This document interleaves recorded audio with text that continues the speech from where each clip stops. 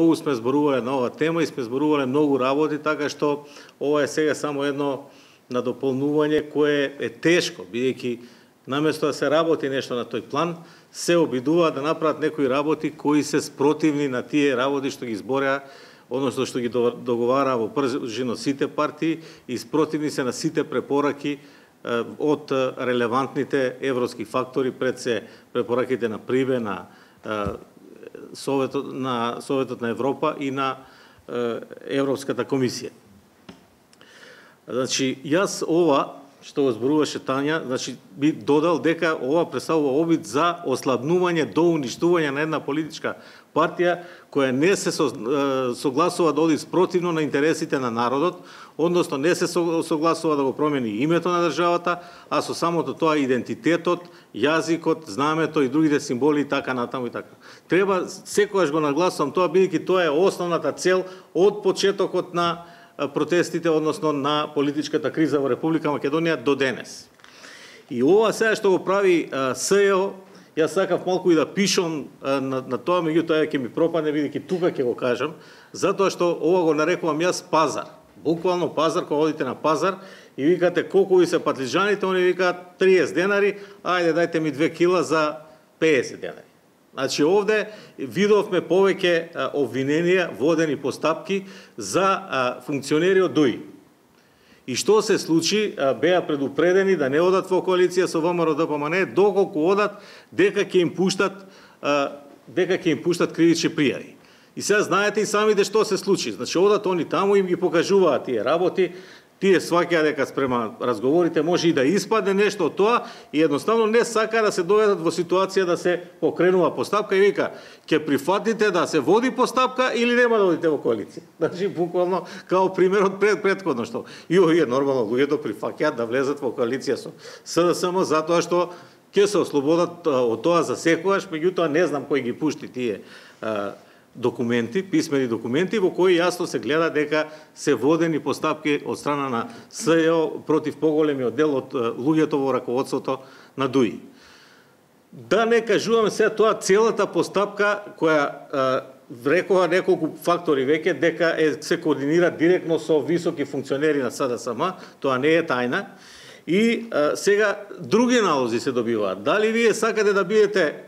на обвинителна клупа или ќе бидете заштитени сведоци, односно дали сакате да бидете обвинети или сакате да бидете реформатори. И тогаш луѓето гледаат дека ова добро, ја ќе бидам реформатор и одеднаш излегува документ дека реформаторот е заштитен сведок и другите таму не знам што правеле, како правеле, меѓутоа тоа се случува перманентно и често многу изразено и на крај примерот што го кажа Тања, значи сега имаме поднесени обвиненија, јасно име на сите судии, на целата јавност, дека не постојат докази, не се обезбедени докази. Затоа што на крајот на краевите СЈО не објасни од каде се. Затоа што веќе имаше заземен став, Основен суд 1, дека не може да се употребуваат како докази доколку не се прибавени на законски начин. И тоа беше основната цел на СЈО. Пред да почне со постапките, да објасни за секој од прислушкуваните материјали, дали е прислушкуван со ПИМ мерки, дали со дозвола на судот, дали не, дали е прислушкуван директно од УБК или е прислушкуван од страна на опозицијата, што е најверојатно точно, затоа што видовме како пред камера врнете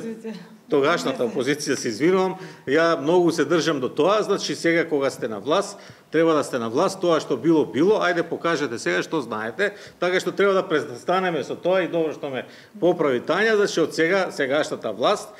ги однесе материјалите во СЈО и ги предаде. Значи материјалите биле во нив, а тоа не е овластено, меѓутоа не е важно тоа, важно ајде сега ќе одредиме мерка притвор за, да речеме, тој, затоа што, односно, одземање на пасошот, се извинувам, да не испадне сега они барале, а ние ништо не сме. А не се гледа дека нема докази. Значи, прво треба да се види дали има. Ако има докази, постои портпарол, не мора судијата. За да не си го валка авторитетот или дигнитетот, судијата може портпаролот на судот, како што портпаролот на МВР објаснува, да излезе да објасни. предложена е мерка притвор врз основа на тоа и тоа, а не е одредена поради тоа и тоа, од тие причини. Така што не, овде се одземаат пасоши, а тоа директно доведува до валкање на личноста на тие што им се прави. Тоа и до други последици вознемирува јавноста почнува да верува во тие работи, дека што ме одземен пасошот, можеби и има нешто тука, така што ќе завршам тука, бидејќи може многу да се зборува за тој пазар. И тука, кај што има пазар, нема почитување на право и правна држава, затоа не можеме да говориме за тоа и затоа ќе одиме сега во недоглед до ова што треба да представува реформи во правосудниот систем. И затоа тука ќе се навратам на реформите на Прибе, за да објасниме дека и тој сегмент, и тој дел сака да се злоупотреби од страна на, или ќе се направи обид, не сум се уште сигурен, меѓутоа по оние работи што ги слушаме, некои аналитичари на, да речеме, условно кажано сегашната власт, кажуваат дека сега треба да се прави генерален реизбор на судии и обвинители. Што апсолутно е спротивно на извештајот на Прибе од јуни, кога го даде извештајот, бидејќи извештајот на Прибе се однесува само на именување, наградување и разрешување на судии, и таму е предложено како да се направи тоа. До сега тој избор е правен, односно наградување и разрешување, е правено исклучиво со одлука на Советот на Републичкиот судски совет, а сега треба да се земе индивидуалната компонента на секој што ќе биде награден, односно именуван или разрешен, за бидејќи да се земат во предвид и неговите индивидуални способности. И тоа е објаснено како треба да се направи, и тоа се согласувам со тоа, го почитувам и дека се направи. Тоа не е ништо спорно во тоа. И втората работа која предлага Прибе е да се земат во предвид препораките на Венецијанската комисија при фер и правично судење, и за тоа не е спорно во македонската јавност и во опозицијата дека треба да се направи, и има тоа, он ги приложил како треба да се изведе, што треба, кои измени треба во законот да се направат. Меѓутоа тие и ние ги имаме, меѓутоа како што кажа и професорката Каракамишева, дали од немање на време, бидејќи се направени многу реформи во последните 10 до 12 години. Затоа што знаете и самите, и сите знаеме, јас, например, со правосудство веќе не се занимавам, бидејќи во други води сум, меѓутоа, кога се работи за мој случај, јас сам себе да си се застапувам, ќе отидам во суд, веќе има електронски табли на кои се гледа каде ќе се суди предметот, понатаму во секоја судница има компјутери, има интернет, значи судијата диктира и се веднаш се печати одлука, односно ви се реже во моментот CD и ви се дава да си го имате, да не се мачите со тоа. Така што не може да се каже дека не се направени, но еве да ги направиме и овие на Прибе. Но никако генерален реизбор на судството, бидејќи тоа може многу да му наштети не само на судството, туку и на сите граѓани на Република Македонија. Бидејќи доколку се направи генерален реизбор, треба и да се прераспоредат предметите. Тоа ќе одземе година, две и луѓето ќе западнат во лавиринти, предметите нема да можат да се решат, или барем нема да може да се решат така како што би требало да се решат, затоа што кога ќе му дадете на пола еден предмет на друг судија, тој веќе се губи во тој предмет ако не го решава од почеток. И се повеќе се сомневам дека овие предлози за генерален реизбор не се поради реформи, туку поради партизирање на судството и обвинителството. Како што гледаме сега веднаш Марко Зврлевски да се тргне, зошто да се тргне? Затоа што го покренал тој предмет пуч, иако човекот нашол индици, го подменал предметот подкуп и сега мора да се тргне за да се исчисти тоа, за да не постои, меѓутоа другите да се водат. Според мене СЈО е завршена работа, бидејќи членот 22 од Законот за специјално јавно обвинителство е јасен, за година и пол, односно за 18 месеци, по добивањето на предметите од страна на тие што ги даваат, нели од страна во конкретниот случај на сегашната власт, престанува мандатот за поднесување на заповедување на постапки од страна на специјалното јавно обвинителство. И тоа е завршена работа, гледаме дека се монтирани процеси, гледаме дека се работи за ослабување на опозицијата со цел да се исполнат овие работи, сега со Бугарија, со Грција, сега со Бугарија, немале сега ја смениле позицијата они, па тоа било добро за нас, затоа што ќе не признале наш од 44-та година, не од 91-та, како, не знам како што, бидејќи не признава као држава. Тоа значи сега против кого сме се бореле ние во Втората светска војна? Значи треба 11 октомври да отпадне како празник кога е покренато востанието и некои работи кои не се логични, но за жал нели јавноста го нема тој предлог за потпишување на договор, односно преддоговор или драфт, како да кажам, и затоа не можеме да зборуваме за тоа, но ќе се вратам на специјалното јавно обвинителство. Значи слушаме сега овие денови дека и покрај тоа што престанала неговата како да кажам, истражувачка работа, да. Значи не може веќе да поведува истражни постапки, тоа повторно презело некои действија, влегувало по фирми, одземало документи и така натаму, што значи директно по прекршување на Законот за јавно обвинителство, односно на тој член 22 кој стриктно забранува да се прават вакви действија, да се преземаат вакви действија во постапката, што значи дека сега они не го почитуваат законот.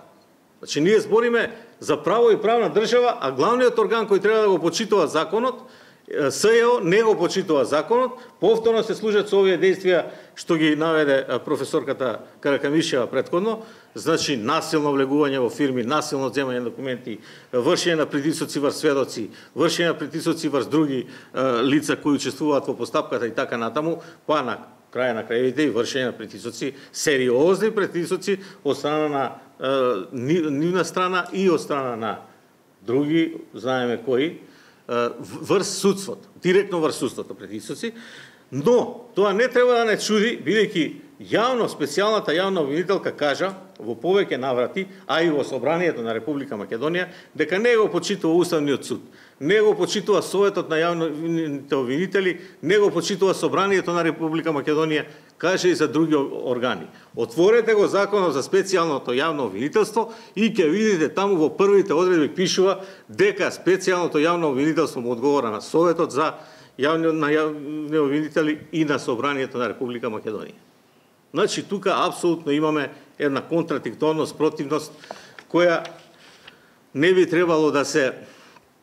прави, меѓутоа гледаме дека се прави, значи стои некоја виша сила, како да кажам, значи знаеме дека таа доаѓа од странство, над сите овие институции, над владењето на правото и правната држава, затоа што знаеме како беше избран председателот на собранието, знаеме како сега ги избираат и разрешуваат директорите на јавни предпријатија, на државни органи и така натаму, значи го разрешуваат, иако е примен на оглас, без да му престане мандатот, друг бираат без да објават оглас, иако стриктно пишува во законот дека треба да се објави оглас. Значи ако сакате да правите право и да спроведувате право и правна држава, тогаш прво вие треба да дадете пример со законско постапување.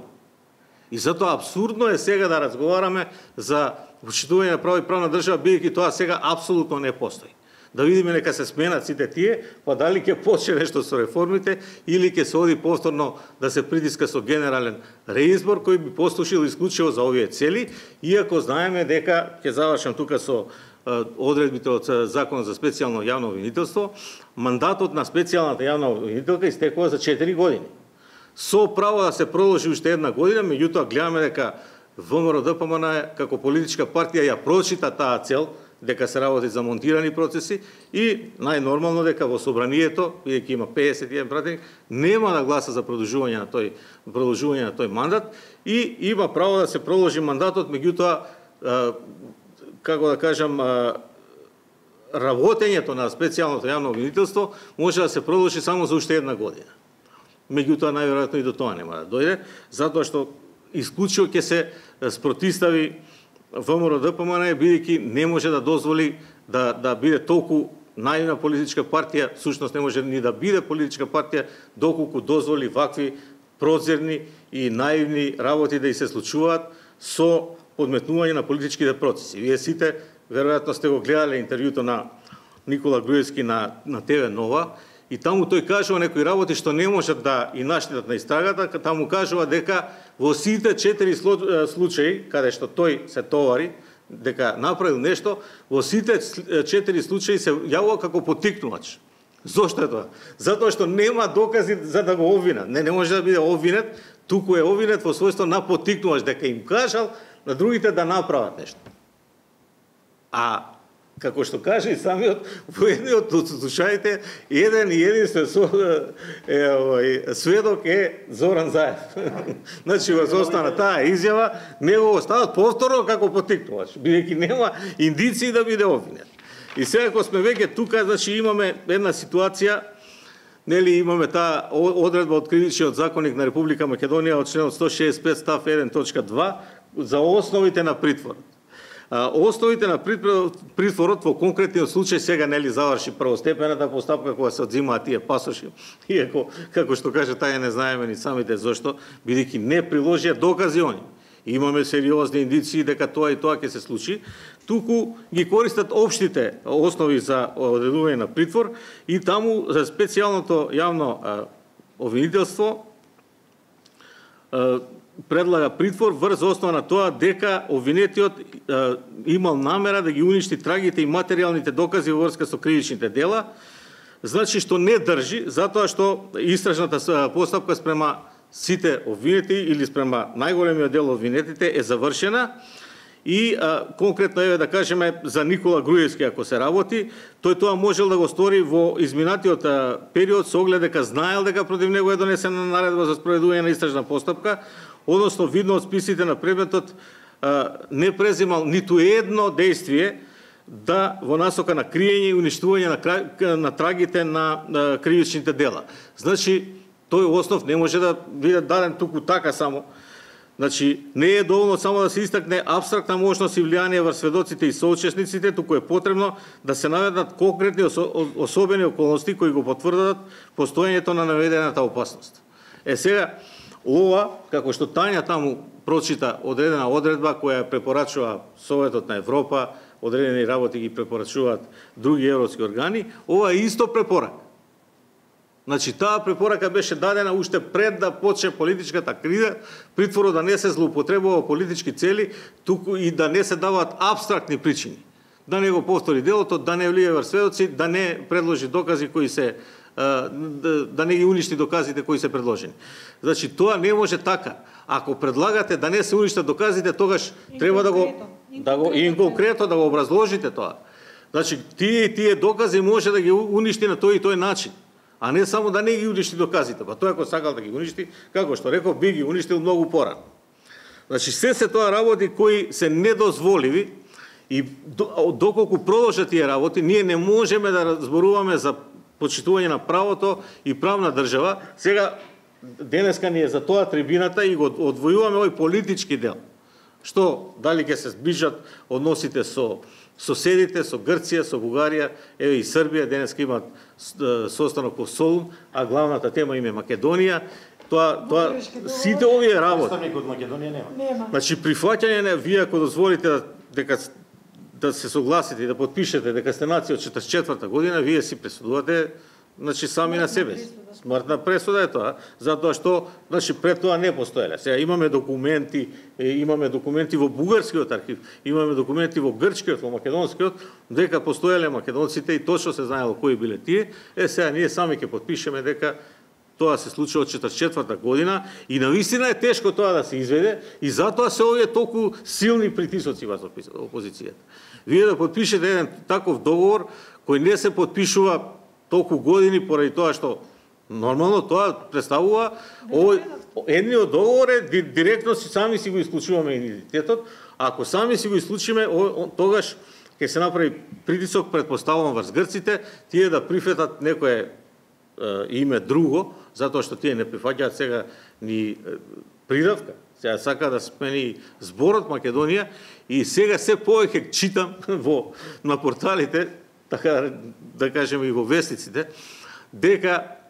всушност се предлага само тоа Вардарска, да го нема ни зборот од Македонија. И така знаеме дека нели пред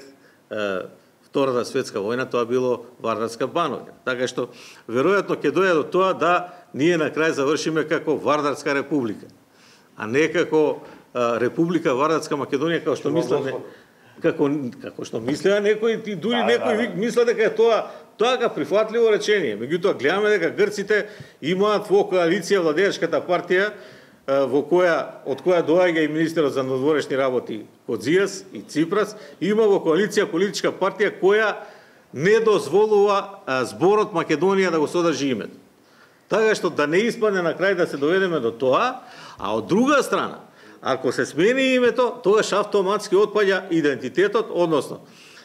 нема да биде тоа, да речеме, македонски јазик во графите за идентитетот, или македонска култура, или македонско знаме, туку ќе биде јазикот на Северна, односно Вардарска република Македонија, јазикот на, односно знамето на Вардарска република Македонија и знамето на или културата на Северна република Македонија, што значи не е лесно тој процес да се заврши и затоа се толку големи притисоците врз ВМРО-ДПМН, бидејќи единствено се бори за зачувување на интегритетот на